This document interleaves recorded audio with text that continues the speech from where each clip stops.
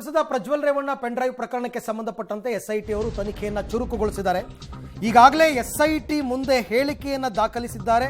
5 ಸಂತ್ರಸ್ತೆಯರು ಅಂತಕ್ಕಂಥದ್ದು ಆಲ್ರೆಡಿ ಒಟ್ಟು 10 ಆಗಿದೆ ಅಂತಕ್ಕಂಥ ಮಾಹಿತಿ ಕೂಡ ಬರ್ತಾ ಇದೆ. ಪ್ರಜ್ವಲ್ ವಿರುದ್ಧ ಏನಾದರೂ ಪೋಕ್ಸೋ ಕೇಸ್ ದಾಖಲಾಗುತ್ತಾ? ಯಾಕೆಂದ್ರೆ ಆ ದೂರುದಾರೆಯ ಪುತ್ರಿ ಆಕೆ ಅಪ್ರಾಪ್ತೆ ಅಂತ ಹೇಳ್ತಾ ಇದ್ದಾರೆ. ಆಕೆಯ ಹೇಳಿಕೆಯನ್ನು ದಾಖಲಿಸೋದಕ್ಕೆ ಕೂಡ ಎಸ್ಐಟಿ ಈಗ ಸಿದ್ಧತೆ ಮಾಡಿಕೊಂಡಿದ್ದಾರೆ. ಮತ್ತೊಂದು ಕಡೆ ಕಾರ್ ಚಾಲಕ ಕಾರ್ತಿಕ್ ವಿಚಾರಣೆ ಕೂಡ. ಇನ್ವೆಸ್ಟಿಗೇಷನ್ ಆಂಗಲ್ನಲ್ಲಿ ಎಲ್ಲಿಗೆ ಬಂದಿದೆ ಈ ಪ್ರಕರಣ, ಯಾವ ರೀತಿ ನಡೀತಾ ಇದೆ, ಇದಕ್ಕೆ ಸಂಬಂಧಪಟ್ಟಂತಹ ರಿಪೋರ್ಟ್ ಇದೆ, ನೋಡೋಣ. ಪ್ರಜ್ವಲ್ ಪೆನ್ ಡ್ರೈವ್ ಕೇಸ್ ತನಿಖೆ ಚುರುಕು.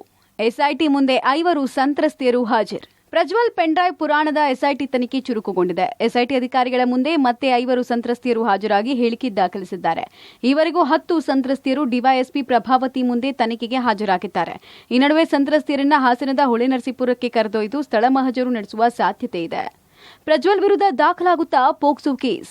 ದೂರುದಾರೆ ಪುತ್ರಿಯ ಹೇಳಿಕೆ ದಾಖಲಿಸಲು ಸಿದ್ಧತೆ. ಸಂಸದ ಪ್ರಜ್ವಲ್ ರೇವಣ್ಣ ವಿರುದ್ಧ ಪೋಕ್ಸೋ ಕೇಸ್ ದಾಖಲಾಗುವ ಸಾಧ್ಯತೆ ಇದೆ. ಇಂದು ಅಥವಾ ನಾಳೆ ದೂರುದಾರೆ ಸಂತ್ರಸ್ತೆಯ ಮಗಳ ಹೇಳಿಕೆ ಪಡೆಯುವುದಕ್ಕೆ ಮಕ್ಕಳ ಆಯೋಗ ತಯಾರಿ ನಡೆಸ್ತಾ ಇದೆ. ವ್ಯತಿರಿಕ್ತ ಹೇಳಿಕೆ ನೀಡಿದರೆ ಪ್ರಜ್ವಲ್ಗೆ ಮತ್ತಷ್ಟು ಸಂಕಷ್ಟ ಫಿಕ್ಸ್ ಎನ್ನಲಾಗಿದೆ. ಇನ್ನು ಈ ಪ್ರಕರಣ ಸಂಬಂಧ 40 GB ಪೆನ್ ಡ್ರೈವ್ ಅನ್ನ ಎಸ್ಐಟಿ ವಶಕ್ಕೆ ಪಡೆದಿದ್ದು ಎಫ್ಎಸ್ಎಲ್ಗೆ ಕಳುಹಿಸಲಾಗಿದೆ. ವರದಿ ಬಂದ ಬಳಿಕ ವಿಡಿಯೋ ಅಸಲಿನೋ ಮಾರ್ಫ್ ಮಾಡಿ ಹರಿಬಿಡಲಾಗಿತ್ತ ಅನ್ನೋದು ಗೊತ್ತಾಗಲಿದೆ.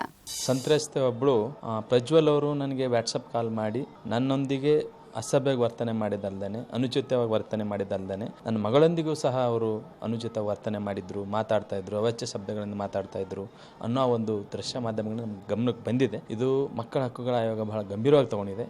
ಆ ಮಗಳ ವಯಸ್ಸೇನು, ಈ ಥರದ ಅಪ್ರಾಪ್ತ ಮಕ್ಕಳು ಏನಾದರೂ ಇಂಥ ಒಂದು ಸಮಸ್ಯೆ ಎದುರಿಸ್ತಾ ಇದ್ದಾರೆ ಅನ್ನೋದ್ರ ಬಗ್ಗೆ ನಮಗೆ ಅನುಮಾನ ಎದುರಾಗಿದೆ. ಏನಂದರೆ ಸಮಗ್ರವಾಗಿ ತನಿಖೆ ಮಾಡಬೇಕು. ಅದರಲ್ಲಿ ಏನಾದರೂ ಅಪ್ರಾಪ್ತರಿದ್ದರೆ ಅದರ ಪೂರ್ಣ ವರದಿಯನ್ನು ನಮ್ಮ ಆಯೋಗ ಕೊಡಬೇಕು, ಸೂಕ್ತ ಕ್ರಮ ಕೈಗೊಳ್ಳಬೇಕಂತಕ್ಕಂಥ ನಮ್ಮ ಒಂದು ಕೋರಿಕೆ ಇದೆ ಎಸ್ಐಟಿ ಅವರಿಗೆ. ಪ್ರಜ್ವಲ್ ಮಾಜಿ ಕಾರ್ ಡ್ರೈವರ್ಗೆ SIT drill.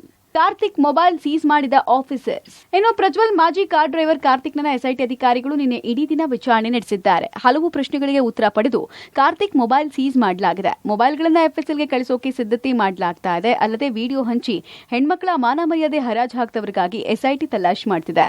ಎಸ್ಐಟಿಯಿಂದ Karthik drill. SIT ಪ್ರಶ್ನೆ ಈ ರೀತಿ ಇತ್ತು: ನಿಮ್ಮ ಮೊಬೈಲ್ಗೆ ಅಶ್ಲೀಲ ವಿಡಿಯೋಗಳು ಹೇಗ್ ಬಂತು? ಇದಕ್ಕೆ ಕಾರ್ತಿಕ್ ಉತ್ತರ: ವಿಡಿಯೋಗಳು ನನ್ನ ಬಳಿ ಇದ್ದಿದ್ದು ನಿಜ ಅನ್ನೋದಾಗಿದೆ. ಇನ್ನು ಎಸ್ಐಟಿ ಪ್ರಶ್ನೆ: ವಿಡಿಯೋಗಳನ್ನ ಇಟ್ಕೊಂಡು ಬ್ಲಾಕ್ ಮೇಲ್ ಮಾಡಿದ್ರ ಅಂತ ಕೇಳಲಾಗಿದೆ. ಆಗ ಕಾರ್ತಿಕ್ ಉತ್ತರಿಸಿದ್ದಾರೆ: ನಾನು ಯಾರಿಗೂ ಬ್ಲಾಕ್ ಮೇಲ್ ಮಾಡಿಲ್ಲ, ನಾನ್ಯಾಕೆ ಬ್ಲಾಕ್ ಮೇಲ್ ಮಾಡಲಿ ಅಂತ ಕೇಳಿದ್ದಾರೆ. ಎಸ್ಐಟಿ ಪ್ರಶ್ನೆ: ಯಾರ್ಯಾರಿಗೆ ವಿಡಿಯೋ ಇದ್ದ ಪೆನ್ ಡ್ರೈವ್ ಕೊಟ್ಟಿದ್ದೀರಿ ಅಂತ ಕೇಳಿದ್ರೆ ಅದಕ್ಕೆ ಉತ್ತರವಾಗಿ ಕಾರ್ತಿಕ್ ದೇವರಾಜೇಗೌಡರಿಗೆ ಮಾತ್ರ ವಿಡಿಯೋ ಕೊಟ್ಟಿದ್ದೆ, ಬೇರೆ ಯಾರಿಗೂ ಕೊಟ್ಟಿಲ್ಲ ಅಂತ ಹೇಳಿದ್ದಾರೆ. ಇನ್ನು ಎಸ್ಐಟಿ ಪ್ರಶ್ನೆ: ದೇವರಾಜೇಗೌಡಗೂ ಮೊದಲು ಯಾರಿಗೆ ವಿಡಿಯೋ ಕೊಟ್ಟಿದ್ರಿ ಅನ್ನೋದಾಗಿದ್ರೆ ಕಾರ್ತಿಕ್ ಉತ್ತರ: ಇಲ್ಲ, ನಾನು ಯಾರಿಗೂ ಕೊಟ್ಟಿಲ್ಲ, ಕಾಂಗ್ರೆಸ್ಗೆ ಕೊಟ್ಟಿದ್ದೀನಿ ಅನ್ನೋದೆಲ್ಲ ಸುಳ್ಳು ಅಂತ ಹೇಳಿದ್ದಾರೆ.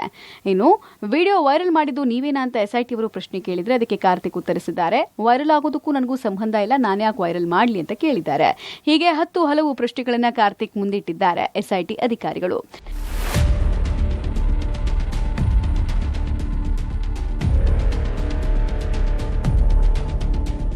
ಇನ್ನು ಗೃಹ ಸಚಿವ ಪರಮೇಶ್ವರ್ ಪ್ರತಿಕ್ರಿಯೆ ಕೊಟ್ಟು ಪ್ರಜ್ವಲ್ ಹಾಗೂ ರೇವಣ್ಣಗೆ ಎಸ್ಐಟಿ ನೋಟಿಸ್ ಕೊಟ್ಟಿದೆ. ಯಾರನ್ನೇ ಏಕಾಏಕಿ ಬಂಧನ ಮಾಡೋಕ್ಕಾಗಲ್ಲ. ವಿಚಾರಣೆಗೆ ಹಾಜರಾಗದೇ ಇದ್ರೆ ಮುಂದಿನ ಕ್ರಮ ಆಗುತ್ತೆ. ಯಾರನ್ನೂ ರಕ್ಷಣೆ ಮಾಡುವ ಪ್ರಶ್ನೆನೇ ಇಲ್ಲ ಅಂದಿದ್ದಾರೆ. ಇದು ಎಸ್ಐಟಿ ವರದಿ ಬರೋವರೆಗೂ ನಾವು ಏನು ಹೇಳಿಕೆಗಳನ್ನ ಕೊಡೋದಿಲ್ಲ, ಕೊಡಬಾರ್ದು ಕೂಡ. ಅದು ನೋಡೋಣ. ಟರ್ಮ್ಸ್ ಆಫ್ ರೆಫರೆನ್ಸ್ನಲ್ಲಿ ಯಾವ ರೀತಿ ಮುಂದುವರಿಯುತ್ತೆ ಎಸ್ಐಟಿನವರು. ಈಗ ಯಾರಾದರೂ ಕಂಪ್ಲೇಂಟ್ ಕೊಡಬೇಕಲ್ಲ, ಇಂಥವ್ರು ಲೀಕ್ ಮಾಡಿದ್ರು, ಇಂಥವ್ರು ಇದನ್ನೆಲ್ಲ ಮಾಡಿಸಿದ್ದಾರೆ, ಹಾಗೆ ಹೀಗೆ ಅಂತ ಅವೆಲ್ಲ ಬರ್ಬೋದು. ಬಂದಾಗ ಅದನ್ನು ಎಸ್ಐಟಿನವರೇ ಕ್ರಮ ತಗೊಳ್ತಾರೆ. ಈಗ ಎಸ್ಐಟಿನವರು ನೋಟಿಸ್ಸು ಜಾರಿ ಮಾಡಿದ್ದಾರೆ. ಅವರು ಹೊರಗಡೆ ಹೋಗಿರೋದು, ಅವ್ರ ಏರ್ ಟಿಕೆಟು ಅದೆಲ್ಲ ಸಿಕ್ಕಿರ್ತಕ್ಕಂಥದ್ದು, ಅದೆಲ್ಲ ಹೊರಗಡೆ ಹೋಗಿದ್ದಾರೆ ಅಂತಕ್ಕಂಥದ್ದು ಖಾತ್ರಿ ಆಗಿದೆ. ಅವ್ರನ್ನ ವಾಪಸ್ ಕರ್ಕೊಂಡ್ಬರೋದಕ್ಕೆ ಏನೆಲ್ಲ ಪ್ರೊಸೀಜರ್ ಮಾಡಬೇಕು ಅದನ್ನ ಎಸ್ಐಟಿನವರು ಮಾಡ್ಕೊಳ್ತಾರೆ. ಒಟ್ನಲ್ಲಿ ಪ್ರಜ್ವಲ್ ವಿಡಿಯೋ ಕಾಂಡದ ಇನ್ವೆಸ್ಟಿಗೇಷನ್ ಚುರುಕುಗೊಂಡಿದೆ. ಆರೋಪ ಸಾಬೀತಾದರೆ ಸಂಸದರಿಗೆ ಕಠಿಣ ಶಿಕ್ಷೆ fix. News desk, public TV.